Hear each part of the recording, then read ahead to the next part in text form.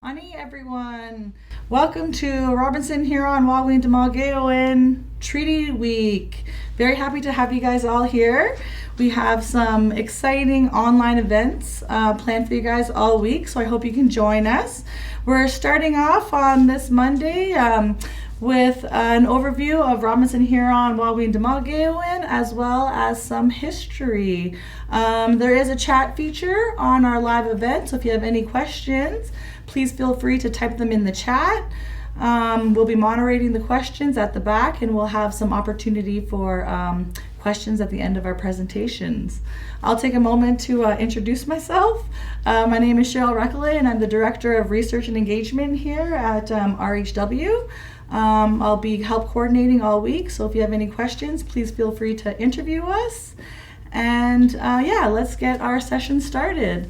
So first I'm going to introduce Earl Commanda, our Executive Director, and he's going to provide you with an overview of our organization and the work we're doing.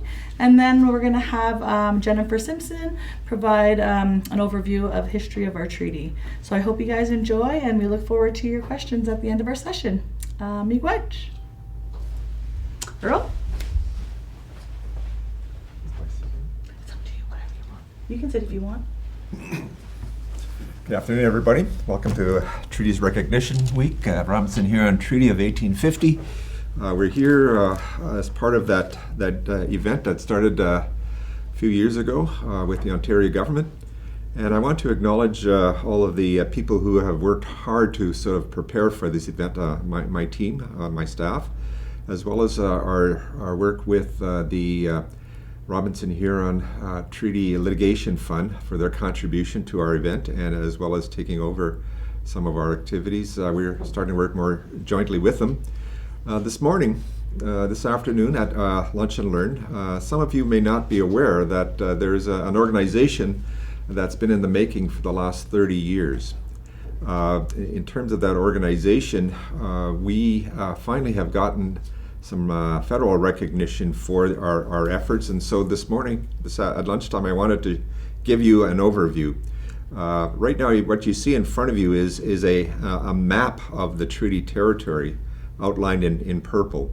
But what you see on that map as well, other lines, there's a highlight there in yellow, which is the province's recognition of that particular treaty. You also see an area to the east of the treaty in red is territory claimed by the Algonquins of Ontario. To the north, you also see an area that's shaded light green that is also the traditional territory of one of our partner treaty First Nations, Batchewana.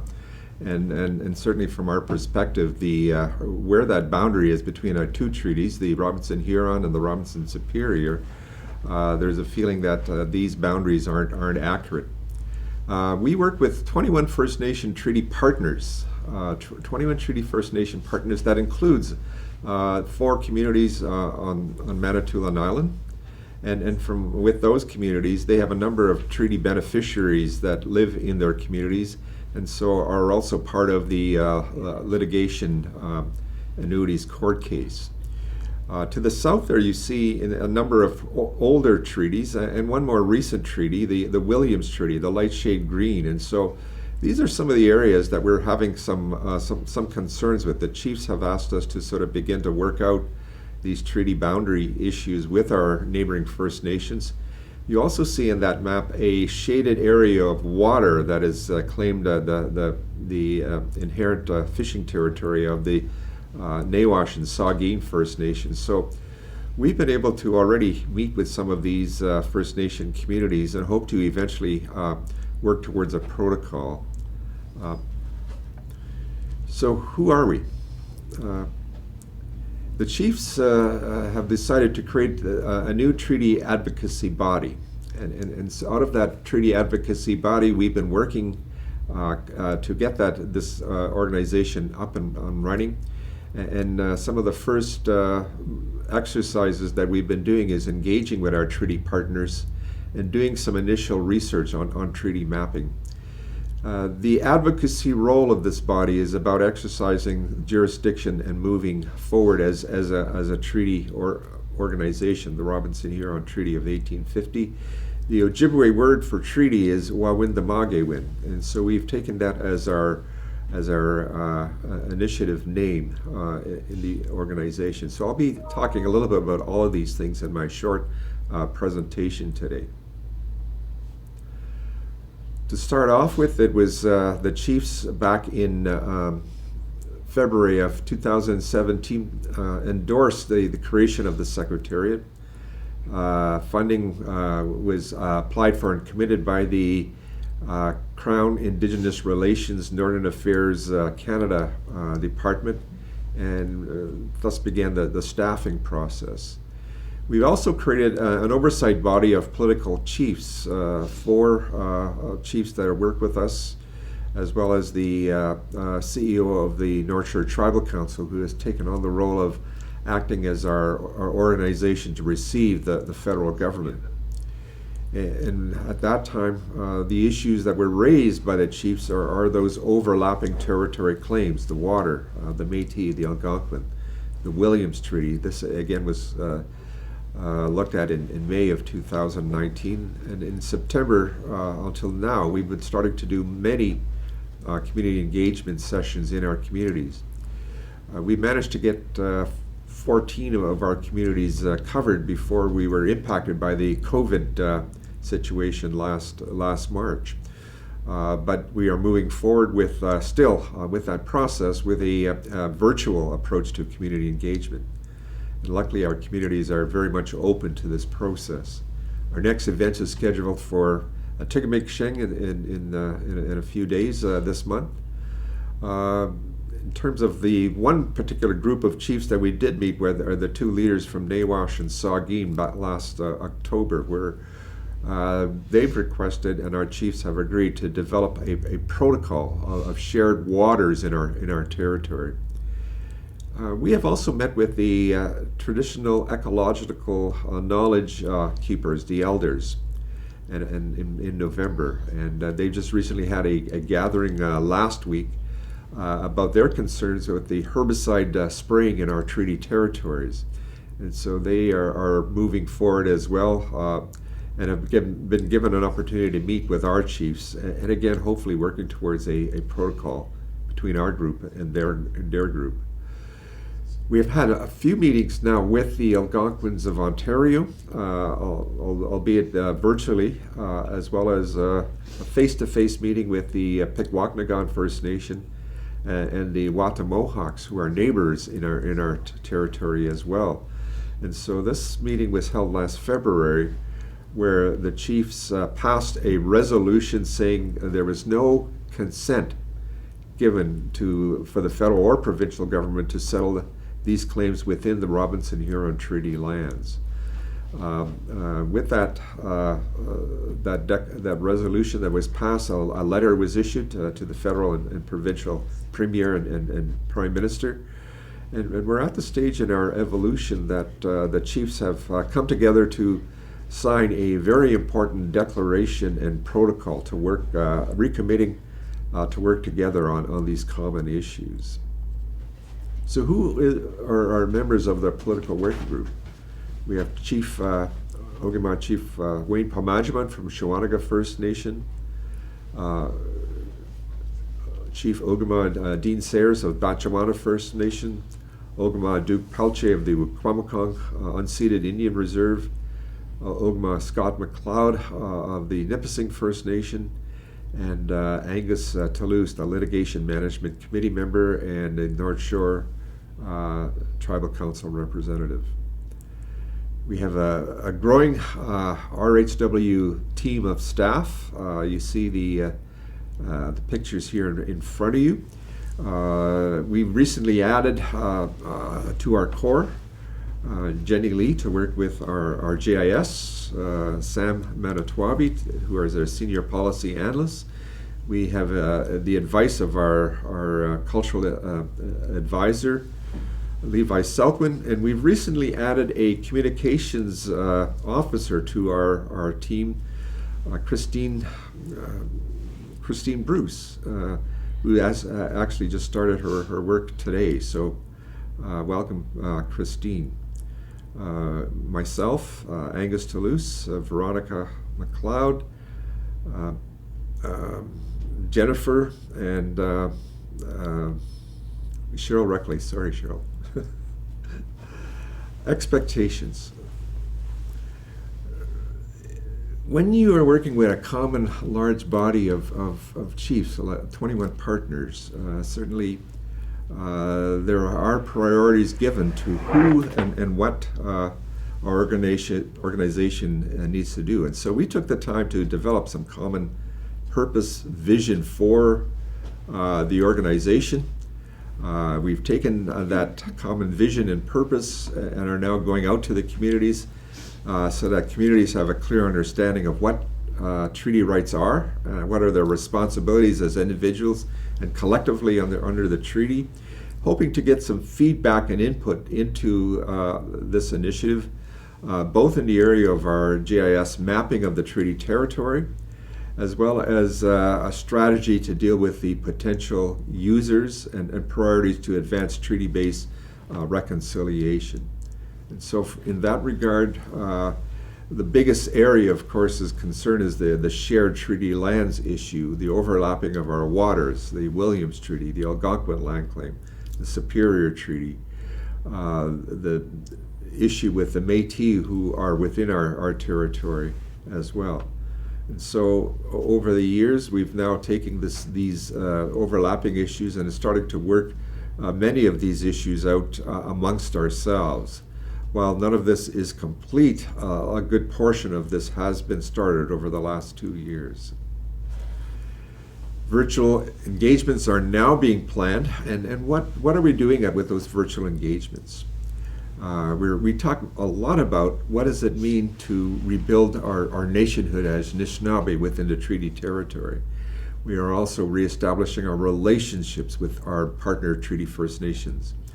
We want to engage with our signatories to the treaty and generally work with community members on a community level basis towards educating them and getting and hearing from them primarily about their concerns with the treaty, some of which we already recognize.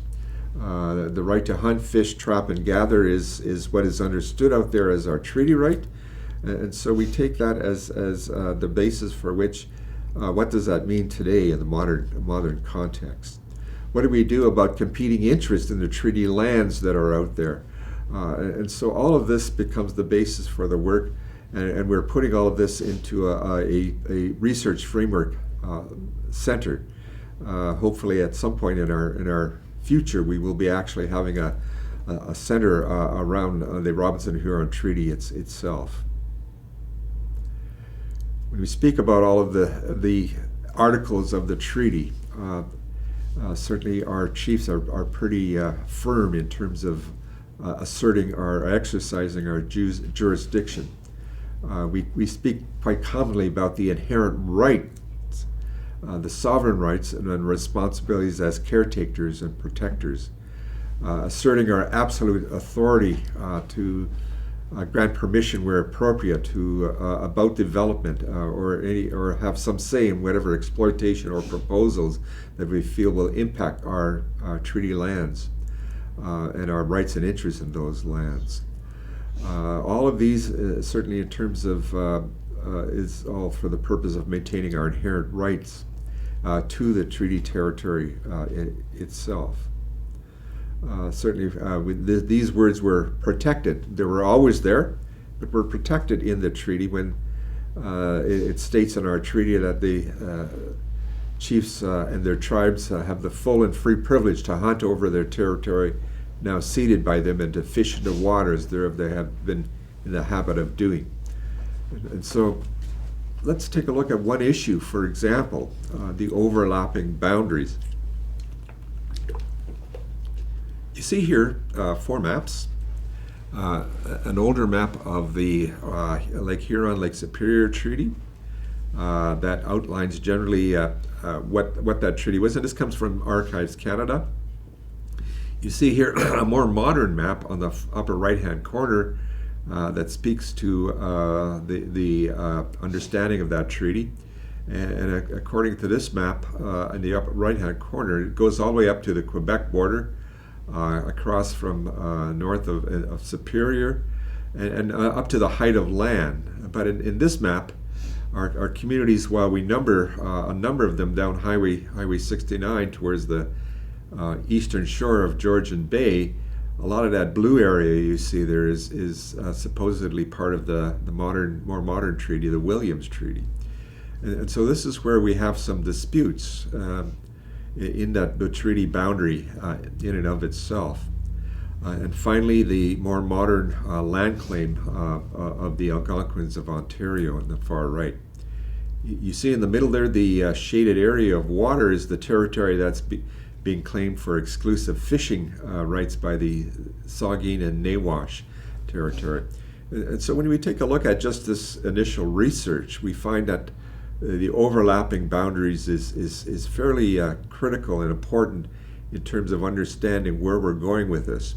And this also relates quite critically to the settlement of the annuities court claim. So more and more now we're working more cooperatively with the annuities court case, and you'll hear more about that later in the rest of Treaty Week. But this work that we're doing is certainly something that the chiefs have given direction to the new initiative.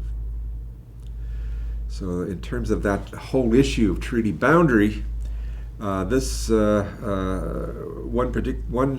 chiefs meeting critical to that particular issue was the issue of the overlapping boundary, and the chiefs decided to issue a press release at that time.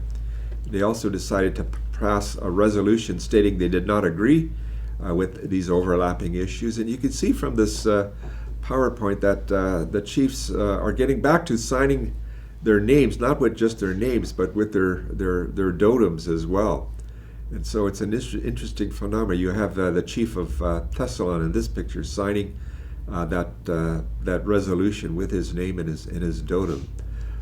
So out of that forum, we did issue the press release. We had a press conference, and certainly in terms of taking a look at the issues that we were raising publicly, the Robinson-Huron Wampum is the forum for which the treaties can now express those kinds of issues and deal with those kinds of issues as they come up.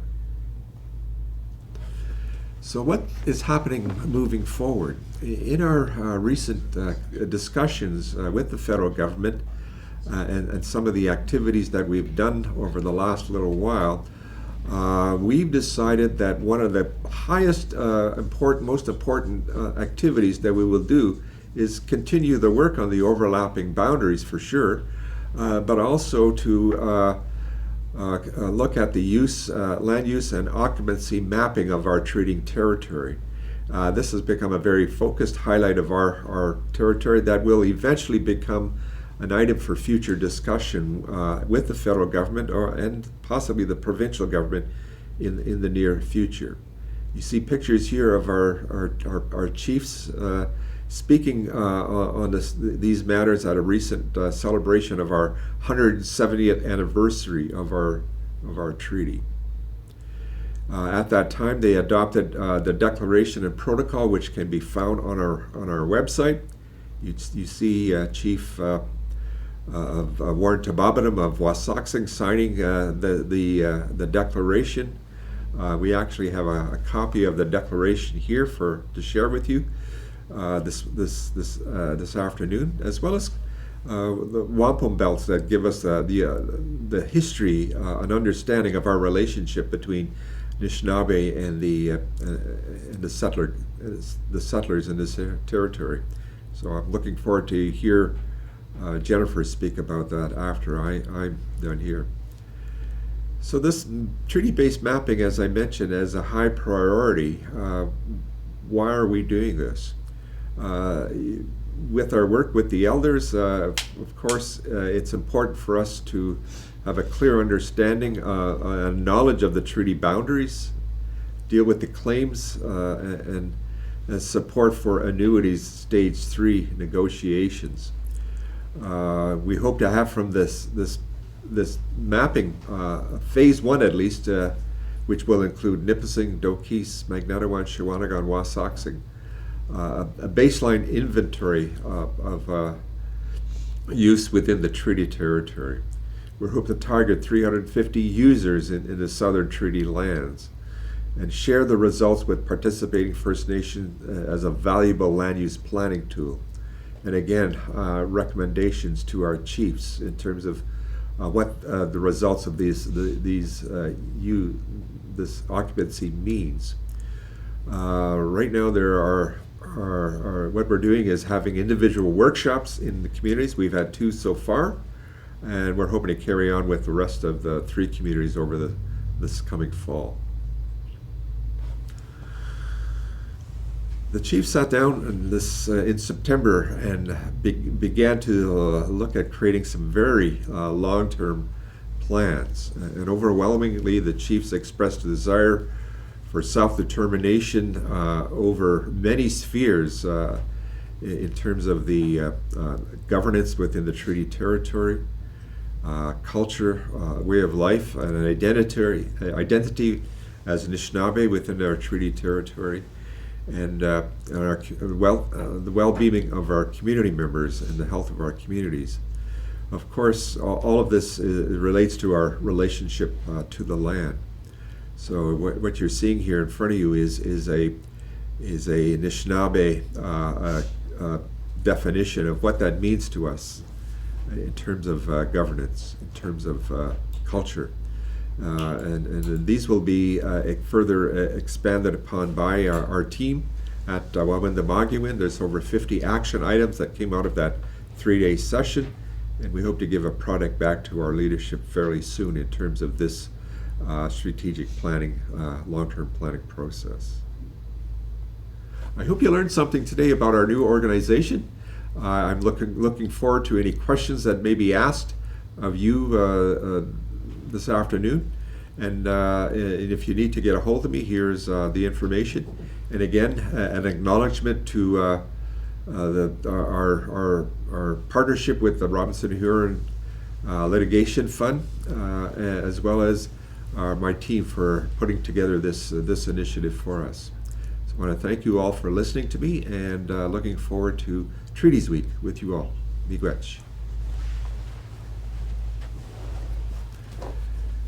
I'll introduce you now to Veronica, or you're going to introduce? Yeah, I'll introduce Jennifer. Jennifer, sorry. Yeah. Okay, Miigwech Earl for providing us with a great overview of our newly formed organization. Happy to work towards treaty-based governance. Now I'm going to take a moment to introduce our one of our team members here, Jennifer Simpson. She's our researcher and community facilitator, and she's going to share some information with you all on the history of our treaty and our people. So Miigwech, come on down, Jen. Come on down. Spin the wheel. No. Honey bonjour. I can't see you right now, but I'm glad everybody has a chance to join in today to so we can share information with you about RHW and the things all the good things we're doing.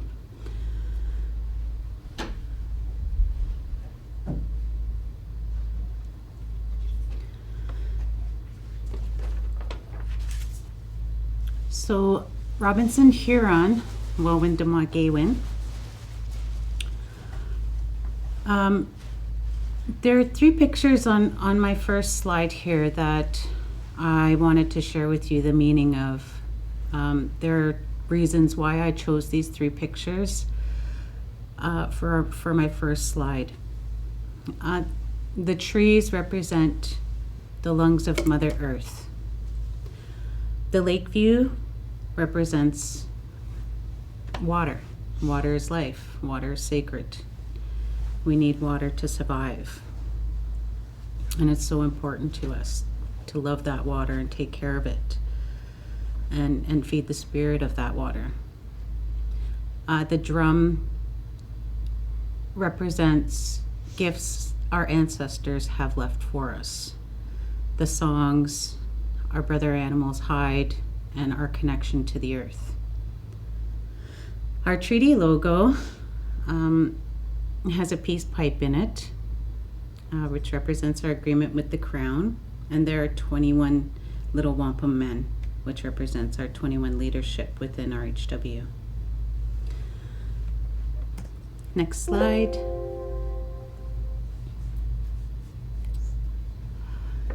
So I wanted to take a moment to say miigwech no keowin to the annuities court case team for our RHT.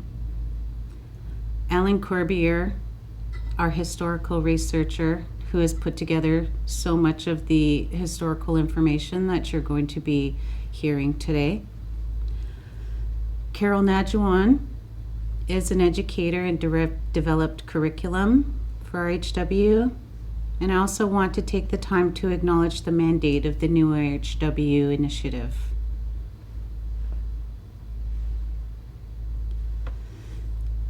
So today, we're going to be sharing with you some things about Robinson-Huron Treaty, our history, life before the treaty, what led to it, what's in our treaty, what happened after the treaty, and what's occurring today. So there's some words that we're going to be using today that maybe you want to know the meaning of it. So Anishinaabe understood that their inherent rights came from the Creator, and that they were descendants of star people who had been given the gift of Turtle Island with all creatures on the lands and in the waters. A nation, we came together on governance matters around council fires, or many council fires. Our historian discovered this during all of his research. A government is a system or an organization through which a political body or a nation exercises its sovereignty. So in the supreme power, sovereignty is the supreme power from which all specific political powers are derived. And it's essential, it's integral to who we are today. And it's ingrained in us. It's a part of our DNA, which is passed down for thousands of generations, thousands of years. Next slide, please. So our life before the treaty is going to involve a little bit of two stories here. Our medicine wheel provides us with so many teachings on our history. It gives us oral history and the gifts our ancestors that left for us. And they're kind of like a map for the Modswin or the good life. One of the teachings the medicine wheel tells us is that in the East is where all life begins and where each day starts, where the teaching of Sema comes from and where our body sits in the wheel. In the South is where we have the gift of cedar to purify and cleanse our mind. West is where we have the gift of sage to take those negative thoughts and surround your spirit with positive energy.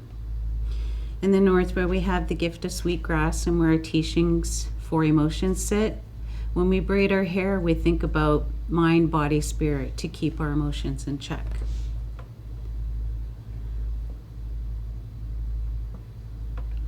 As Anishinaabe, we have a relationship with all of life.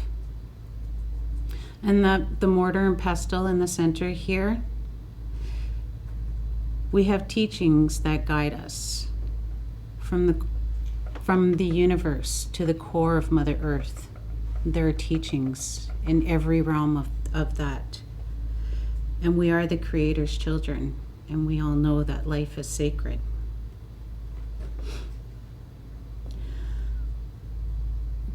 That picture of the flag in the map, this picture kind of told me that in other parts of the world, there are people of other nations that have their own beliefs, their own culture, their own language, and some of that differs from ours. the Four Nations, school, work, or in your travels, how do other beliefs differ from ours? And which of those beliefs do we still carry today?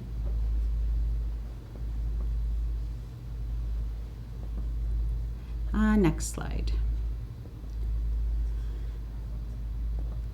So I want to share a little bit with you about our wampum treaties. And our wampum belts, they were made from the Megas shell, which comes from the ocean. And the Megas shell represents everything under the sky and everything on the earth, in the water. So our agreements incorporated everything. And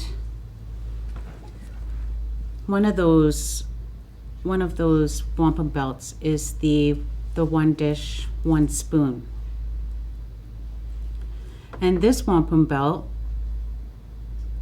carries the story of sharing, how we were going to share with the settler nations. That everything within the one dish,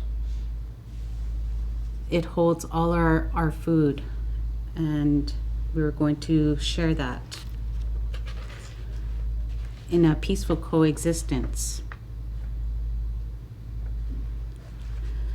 So the one dish with one spoon belt has a distinct circular symbol in the center, made of purple beads. And this symbolizes our shared hunting territory and connection to the land. The white beads in the center of the circle symbolizes game or food. So this representing that both nations share the same food, and it's understood that we have to manage and maintain that food source to ensure that it will last for the future generations.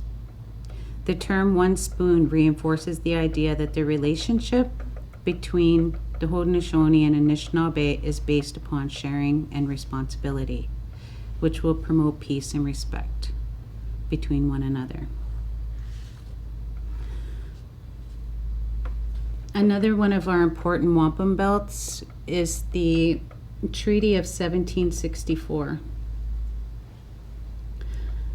And while sitting in a circle with elders and knowledge keepers, it was shared with me that my great-great-great-grandmother, when she was a little girl, she was present at the Crooked Place or Niagara Falls, where the gathering of 24 nations had taken place.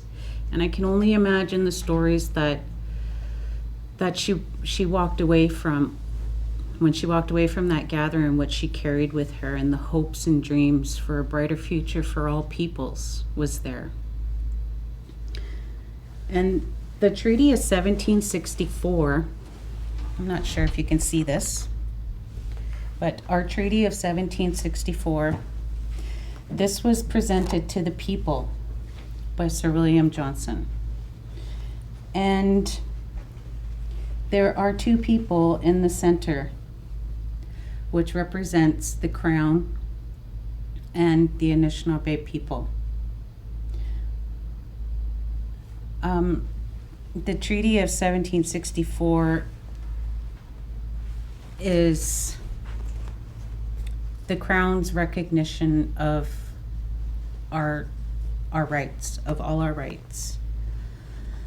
It recognizes that we are the caretakers of the land. As Anishinaabe people, we don't say we own the land. The land is ours. Yes, it's ours to take care of. We always need to finish our sentence when we say that. But the wampum belt is so important. This holds our history. This holds our stories. This belt holds our connection to our ancestors and the dreams and the hopes that they had.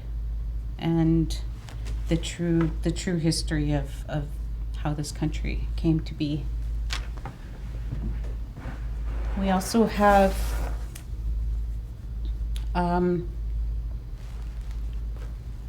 the two-row wampum. And the two-row wampum represents the Anishinaabe in their canoe. This purple line here represents the Anishinaabe in their canoe, their culture, their beliefs, their language. And in the other is Europeans in their ship with their culture, their language, and their beliefs. And they're traveling along the same path, never crossing each other or making rules against each other, but living in peace. Peace, the three rows in the middle, peace, friendship, and sharing together.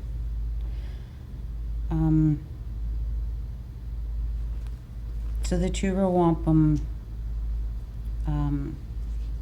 kind of defines our relationship and how we wouldn't be making rules against each other and living in peace. And these wampum belts are so important, and the history of those belts is important for these stories are a part of your inheritance for all of RHW, all the members, all our signatories, our beneficiaries. This is these stories, and this is a part of your inheritance. Sorry, is what I'm trying to say.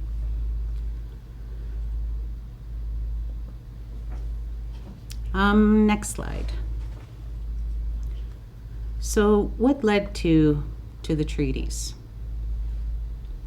In 1493, the Doctrine of Discovery, it was a document issued by Pope Alexander VI as papal bull, which is a type of public decree. This decree set up conditions and justification for claiming land, colonization, and seizure of land not inhabited by Christians.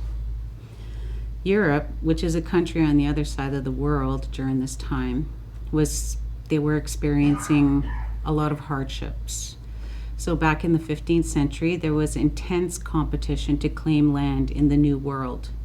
And because of the Doctrine of Discovery, also known as Papal Bull, gave them the right to just claim land. The French and British expeditions set off to explore and colonize, and they fought over this land. In 1534, the colony of New France was claimed. In 1608, the French settlements started popping up all over our territory. Hudson's Bay was rich in fur and other resources. It was difficult for explorers to traverse the land from the Great Lakes or from the St. Lawrence River. It's a lot of land between the St. Lawrence or the Great Lakes and Hudson's Bay. And just imagine the types of concerns and how tough it was. But in 1668, two French explorers, Médard de Grolier and Pierre Esprit Radisson, wanted to set up a post on Hudson's Bay and proposed their idea to the government, and that idea was denied. They did convince Prince Rupert, the nephew of King Charles II. So two ships set sail and returned full of beaver pelts. Then more ships were sent with similar results. In 1670, King Charles II gave his nephew, Prince Rupert, the Hudson's Bay rivers and streams, and it was called Rupert's Land. So if you see that little map in the middle where all the yellow is, those are all the lands that were given to Prince Rupert. The Governor and Company of Adventurers of England trading into Hudson's Bay, or the Hudson's Bay Company, was created under a royal charter signed by King Charles II. In 1763, after the defeat of France in the Seven-Year War, the French gave up nearly all its North American possessions to the United Kingdom. Our territories were ravaged, and the beaver was almost extinct, and abuse by colonizers was rampant. King George III issued the 1763 Royal Proclamation on October 7th. That gave recognition to the Indian nations to protect Indians from fraud and abuse. And the proclamation established a trust relationship of the Crown to Indigenous nations. And in 1868, Rupert's Land was sold to the government of Canada for $1.5 million.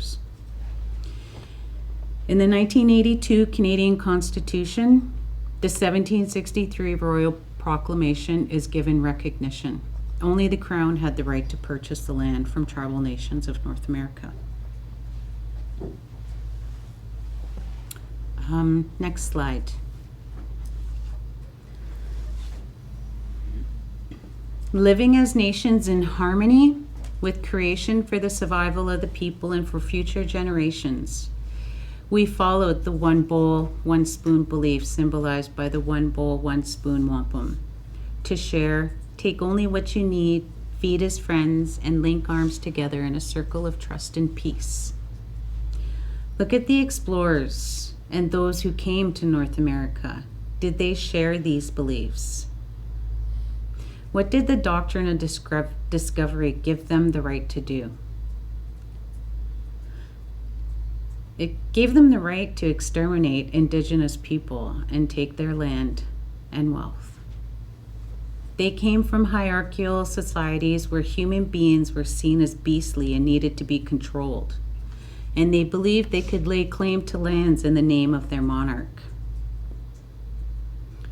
Jinwakons say is the purpose of pipes and wampum is to help us convey our ideas man to man. When people smoke the pipe and create a wampum belt, it is done in the presence of the Creator. Indigenous people consider wampum and treaties to be agreements between sovereign nations.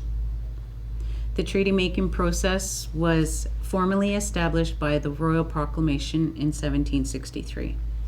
And treaties after 1763 provided large areas of land that had been occupied by First Nations to the Crown in exchange for reserve lands and other benefits. When the chiefs and warriors returned from the War of 1812, they recognized that our way of life was changing and that they could not live like they did before. They asked the British Crown representative for education and Christianity, linking the two together, so that people would become knowledgeable for the sake of survival in a changing world. And they also wanted their children to learn trades and to garden, but the soil conditions were not always favorable and they lacked tools. Next slide. Let's talk a little bit about the War of 1812.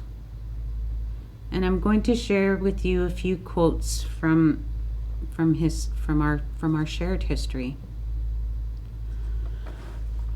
Father, my heart fails me now. I can hardly speak. Those bad spirits, the Americans, take possession of our lands without consulting us. Father, our chiefs did not consent to have our lands given up to the Americans, but you did it, my father, without ever consulting us. So in 1829, Chief Chauny Sons of Penetanguishing said this to the Ojibwe, my relations. The time is at hand when our country will not supply us with food, and our children must starve if we do not look about us and change our way of living. This is another reason for our loving the redcoats. They alone can and will support the Indians yet to be born. That's just one more quote that is kind of sums up the changing way of life. On August 10, 1839, in Manitowoc, Father, you advise me to abandon the mode of life of the Indian and to seek consolation of religion and the comforts of a civilized life. I have followed your advice and I am well. No fire water touches my lips. You have recommended to us to leave our habits and mode of life and to settle altogether and cultivate this land. Father, we are willing, but to do it we must have tools, and we ask them from you. Father, ask you, Great Father in Toronto, to give us some hoes and axes, merely all we require. Also nets for our women, that they may fish while we are tilling our land. I'm just going to read a few more quotes for you. Chippewa chief of Bamilonshkan. Father, the people from Penetanguishing all come here to take fish from the water, which are mine. I do not wish to prevent them, thus impoverish them. But I think it's right that I should receive some slight remuneration. Father, our great mother's goodness extends to all her children, from the infant to the warrior. She cannot see any difference. May I then beg that one of my relatives, married to a Frenchman, may receive presents, as well as myself and tribe. This quote shows that chiefs thought of all people, including the Métis. So what issues and concerns led to the 1850 treaties? Changes to the land, such as settler encroachment. Land could no longer sustain us. Diminishing resources, mineral extraction, or breaking into my treasury. Housing promises were not kept by government, as well as government interference in daily matters, which the people could have resolved without assistance. In 1848, Chief Chinois Cons met with Governor General Lord Elgin in Montreal to petition stopping illegal mining. And in November 1849, leaders took action and closed mining operations in Mica Bay. They were arrested and released. In December 1849, a commission was established by the government to investigate those claims. There was a mutual recognition of sovereignty. The British understood that they were dealing with separate and distinct people on a nation-to-nation basis. That the cooperation of Indigenous people was essential for peace and security. That further development depended on it. Furthermore, their policy had long recognized Indigenous authority and rights, as well as to conduct their own independent foreign policy.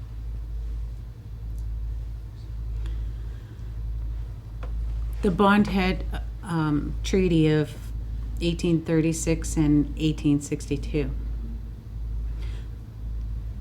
So from the Royal Proclamation in 1763, the Crown gave presents. Some say they were a form of rent for being on the land. They gave cloth, guns, and tools. The Crown recognized it was costing a lot and appointed Bondhead to cut those expenses and curtail the presents. While Bondhead was implementing this, he discovered other issues.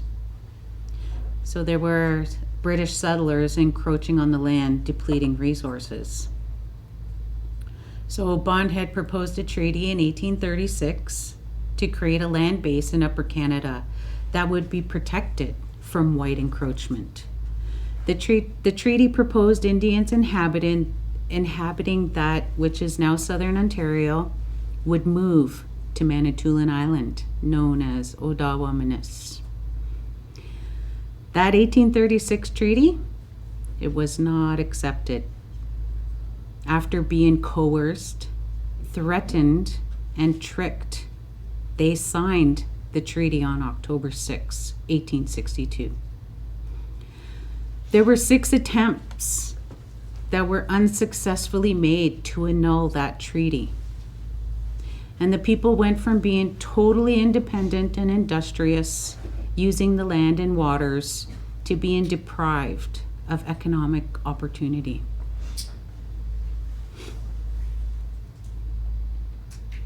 Next slide.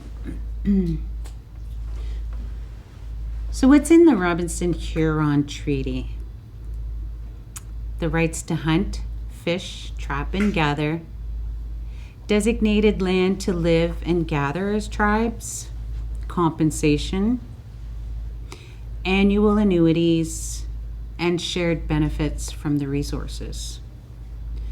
Some of the other demands that the chiefs of the day had made was 10 pounds per head by way of annuity, a large reserve tract, and to secure half-breeds a free grant of 100 acres for fighting as an ally in the War of 1812.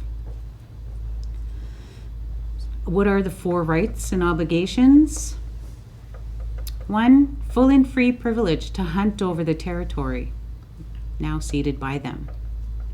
2, fish in the waters in the habit of doing, saving and accepting such portions of the territories may from time to time be sold or leased.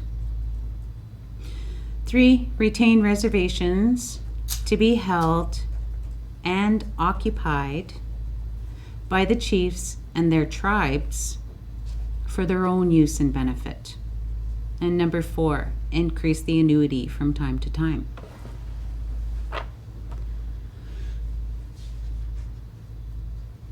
"17 signatories, chiefs and principal men of the tribes, signed our treaty. One of the signatories was noted Anishinaabe Chief Shingwakos, or Little Pine. He was a veteran of the War of 1812, and at the time the Crown was represented by the Honorable William Robinson. The British Crown saw treaties as a way to legalize the ceding of Indian lands to clear way for European settlement, mining, and railways. Treaties were intended to extinguish all First Nation claims and rights to their land forever, except in those lands set apart as reserves of land for the bands to live on. And treaties were also expected to be the first step towards assimilation. So why sign a treaty? After saying all that, it was to provide for the survival of their people and for the future generations in a changing world. They knew the world was and had changed. Next slide. So at the time of the signing of the treaty, our people spoke the language fluently, understood the language. And there were interpreters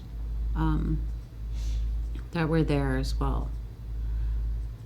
And so at the time, there were some language barriers that existed.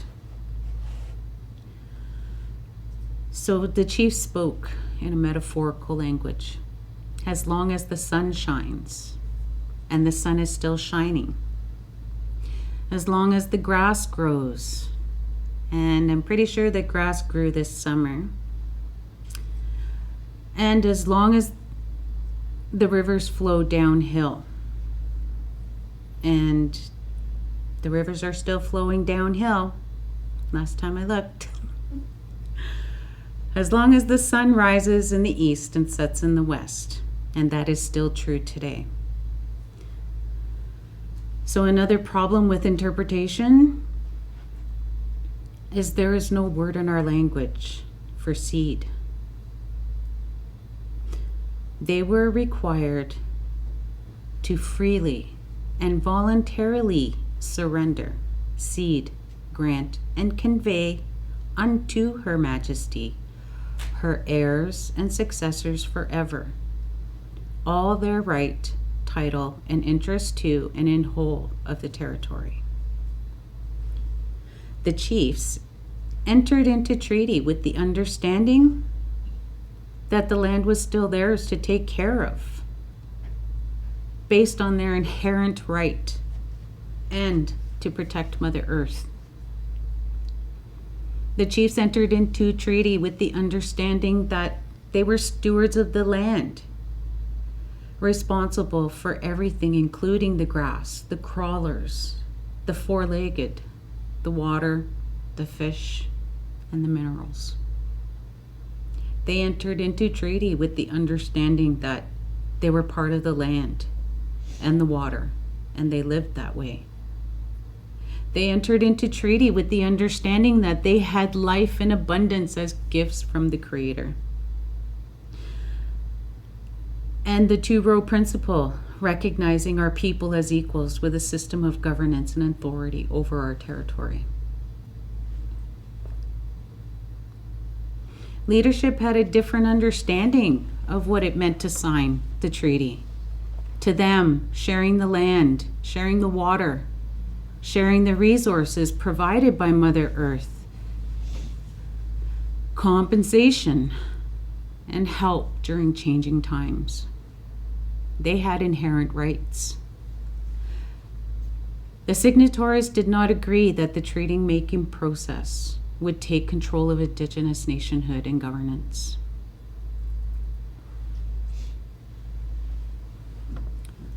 Next slide.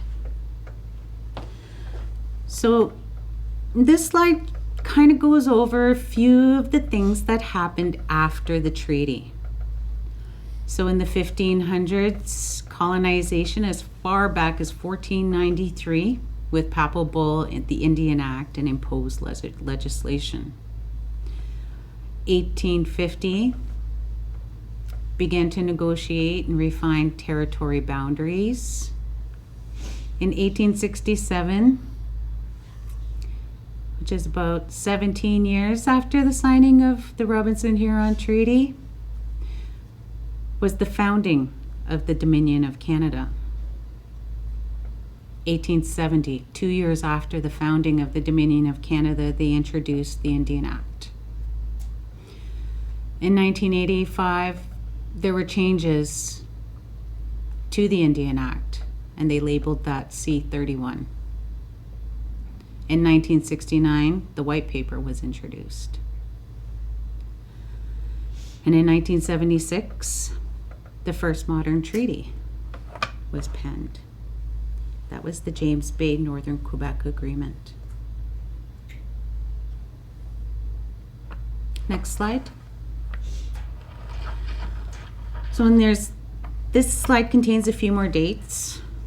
In 1982 was the repatriation of the Constitution, protection of Aboriginal and treaty rights under Section 35. 1995, the Inherent Rights Policy, so self-government policy. 1996, the Royal Commission on Aboriginal People. 1998, the Second Modern Treaty with Nisga'a Nation in British Columbia. The United Nations Declaration on the Rights of Indigenous People, or UNDRIP, came around in 2007. In 2016, Canada recognizes the United Nations Declaration of Indigenous People. So in 2016, Canada recognized UNDRIP, but the government didn't implement it. They could only implement portions of it. So there were a lot of things like free, prior, and informed consent. So if Canada recognized UNDRIP, but they never implemented it. And I digress. 2017 Indian Act change, Section 3, rights of new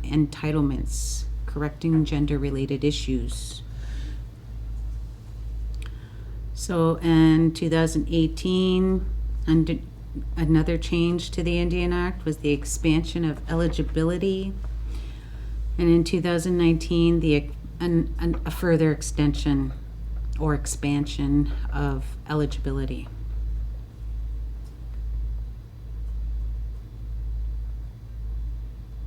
Next slide. Oh, you went backwards. RHW works for you. There. So, what other types of information would you like to learn about? So this is part of our Q&A. How will you practice your Aboriginal rights? What do you want to see at future treaty engagement events, if we're allowed to have them? With the COVID and the pandemic right now, it's kind of hard to host events in communities, but we are implementing the online engagement so that we can continue sharing this information with you. How will you support your GIMA and RHW? Do you have stories of the land? Stories that were told to you as a child, maybe by your grandparents around a campfire? Where did your grandparents trap? Where did they fish? Where did they hunt? Those are things that can be incorporated into our land use and occupancy mapping project. By sharing this information with RHW from the community, I'm pretty sure it won't become public. What other treaty initiatives do you want us to focus on? I really hope that today that the historical presentation and the information that was shared with you as quickly as it was done. I hope you were able to absorb some of it, and when we come into the communities, our historical presentation, there'll be more detail to it. We're just trying to run through quickly today so that we can provide people the opportunity to ask questions and yeah.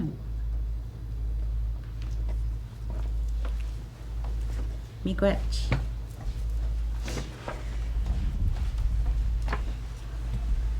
Awesome. Miigwech, Jen, for that great presentation. I hope you guys all enjoyed hearing from our team today about Robinson-Huron, Wampum, Demagaewin, as well as some information on the history of our treaty. Is there any questions coming up in the chat that we need to, that they may have for our guests? So we'll check on the questions right now. I just wanted to make sure to let you guys know that our next Treaty Week talk will be happening tomorrow. And it'll be from our technicians, Nikki and Jenny, talking about our GIS mapping portal, as well as I'll be here sharing a little bit on our use and occupancy mapping project. We also have Alan Corbier tomorrow night at 7 p.m. So be sure to log in. Let us know if you guys are having, if you know of anybody having any connection details, and we'll help them log on. I also just wanted to share with you our treaty history calendar. So this is available for download on our website. So we'll highlight a lot of the information that Jennifer just shared with you guys. So please check it out, as well as a copy of our treaty. This is also available for download on our website. So I encourage you guys all to check it out, and also keep logging in and checking for any updates to our schedule. So miigwech, and we'll see you soon. Was there any questions? We have one here. Okay. Can we begin to replace plaques that erase our history and ensure the original place names are restored? That's a fabulous question, and I'm happy that you brought it up because we are currently working on Anishinaabe place names map and application that actually Jenny Lee is working on that we're going to be talking about tomorrow, and then hopefully we can work towards that very thing in the near future. So miigwech. Was there any other question, ladies? Just a bunch of other comments 'Kay. Stating thank you for our time. Awesome. Well, I'm happy you guys could all join us. I hope you guys join us for the rest of the week. Miigwech to Earl and Jennifer for that great presentation. And we hope to see you all soon. Bamapi.